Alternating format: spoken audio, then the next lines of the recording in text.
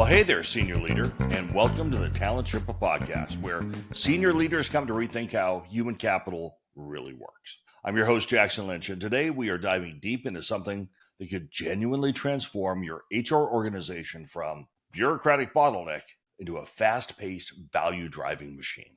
Yep, we are talking about Agile HR. Now, hold your horses before you skip to the next episode, and I promise you, this is not going to be your typical spiel filled with jargons and buzzwords. You won't hear about synergizing ecosystems or harmonizing paradigms. In fact, if you ever do see me start doing that, just come over and knock the microphone out of my hands. Today, we are going to get practical, real-world scenarios, maybe a little dry humor, and a few pointed observations about why HR really needs to change. So let's jump in and unpack how Agile HR can revolutionize the way that your organization delivers value. So first off, let's make sure we're clear on definitions. What even is Agile HR? Simple, it means stealing some pretty good ideas from the software guys, like frequent check-ins, short work cycles, and small empowered teams, and applying them to HR. And if software developers can churn out a whole new app version over a couple of weeks, why is the HR team stuck in taking 18 months to roll out a new leadership program? You see the problem right there, right? So let me take a moment and paint a picture of what a traditional HR looks like for you. Stop me if this sounds familiar. The business has a pressing need. Say your sales team is losing a bunch of top talent because of unclear career paths. HR springs into action. They set up meetings, lots of meetings, so many meetings. The people start looking forward to them like dentist appointments. And eventually, after months of research, you got surveys, data crunching, best practices, and more PowerPoint slides than any human should ever endure. HR proudly unveils a new career path initiative, only to find out that half of the original sales team is left or the business has already shifted priorities. I'm sure that hasn't happened to you. It's totally happened to me.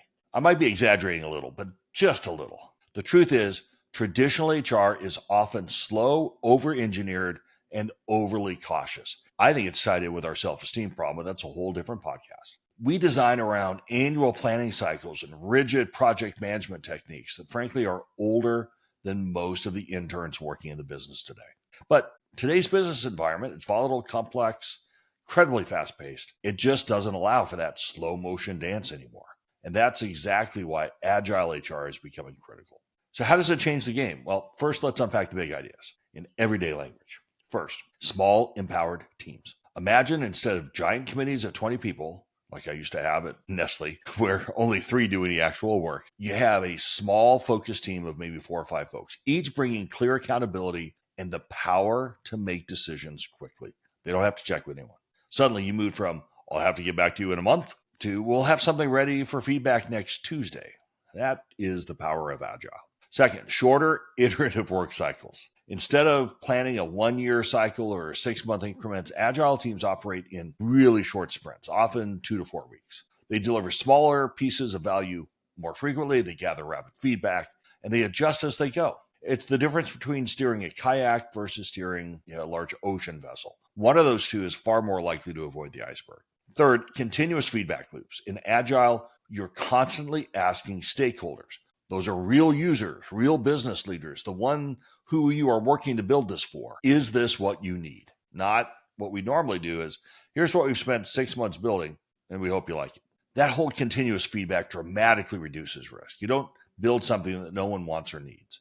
That means fewer wasted resources, fewer embarrassing missteps, and a lot more engagement in the boardroom and fewer awkward conversations. And fourth, and probably my favorite, flexibility and responsiveness. So instead of doggedly sticking to a plan that you made 9 months ago when, let's be honest, no one knew what was even going to happen in the next quarter, Agile teams constantly reassess priorities. They are nimble. It's a feature, not a bug. They pivot when they need to. They don't waste energy pretending the world hasn't changed, because of course it's changed. All right, enough theory. Let's talk reality. I worked with a senior leader a while back. We're going to call him Bob because that's actually his name, and he's probably listening right now. Hi, Bob. Bob's team was notorious for long projects, endless meetings, grand unveilings that usually miss the mark. I mean, Bob's team had perfected the art of creating beautiful solutions for problems that no longer existed. So when Bob finally decided to try Agile, he started really small, just one key project, revamping the first day of their onboarding process. Rather than spending months gathering feedback through elaborate surveys, They went straight to the frontline managers and asked, what is your biggest onboarding headache right now? And within one sprint, this one was only a week, they had a simple new solution that was in place. Was it perfect? No. Was it effective? Absolutely. It was certainly better. And managers saw immediate improvement, and then they provided feedback. And they iterated again. And within just 3 iterations, which was less than a month, onboarding improved dramatically.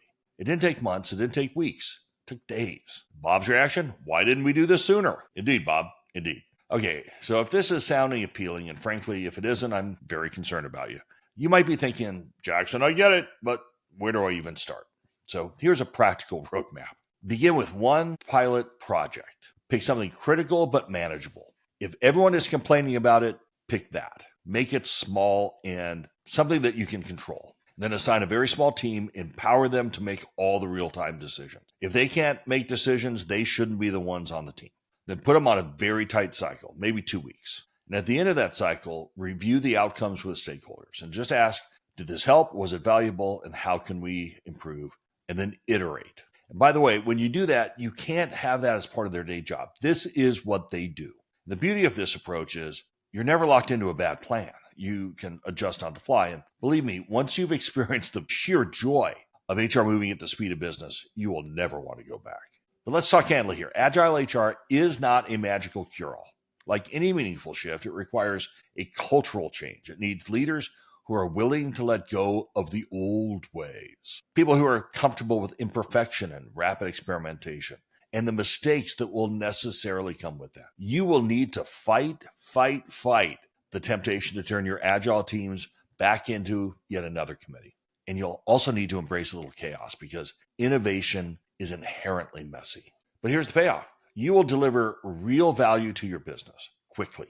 You'll gain credibility, flexibility, and responsiveness. And you'll finally ditch the dreaded HR is slow stigma forever. So here's the big picture summary. And yep, that is your cue that we're wrapping things up. Traditional HR is slow, rigid, and overly cautious. Agile HR solves that by creating small, empowered teams focused on clear outcomes.